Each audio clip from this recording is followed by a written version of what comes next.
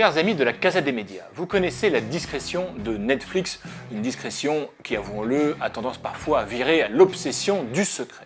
Eh bien, figurez-vous qu'un voile est en train de se lever. Allow me to show you something. Combien y a-t-il d'abonnés à Netflix? En fait, ce n'est pas compliqué de répondre à cette question. Il suffit de regarder les relevés récurrents de la plateforme de vidéo à la demande par abonnement pour savoir qu'il y a 148 millions de clients de Netflix à travers le monde. On sait aussi qu'il y en a 60 millions aux États-Unis et 5 millions en France. Mais pour le reste, oh là, c'est le grand mystère. It's classified. Grâce à Comparitech.com, ce secret vient sans doute d'être percé. Le site s'est procuré les données de 50 pays où Netflix propose son offre. On apprend le nombre d'abonnés, le revenu mensuel moyen et les revenus globaux générés par ses abonnés. Prudence toutefois concernant ces deux derniers indicateurs, il ne s'agit que de déductions faites sur les analyses trimestrielles fournies par Netflix. Par pur chauvinisme, commençons par la France qui se classe 7e pays mondial. 5 millions d'abonnés, on l'a dit, qui payent environ 9,43$ tous les mois, ce qui fait 47 millions de dollars tous les mois dans la poche de Netflix.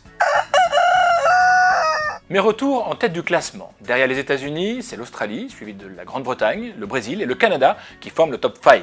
Mais avec des différences notables. Jusqu'à présent, seule l'Australie a dépassé les 10 millions d'abonnés, un cap que le marché anglais devrait franchir, lui, dès cette année, selon tous les analystes. Ce dynamisme, Netflix compte bien en profiter. L'entreprise californienne a annoncé une augmentation de 1 à 2 livres par mois pour les abonnés anglais en fonction de l'offre choisie. Je choisis la solution offensive. Ouais, ok.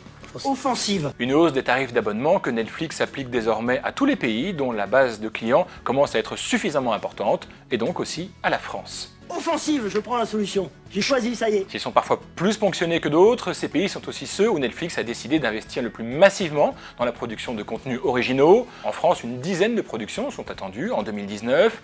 Au Brésil, la nouvelle saison de 3% vient d'être mise en ligne début juin.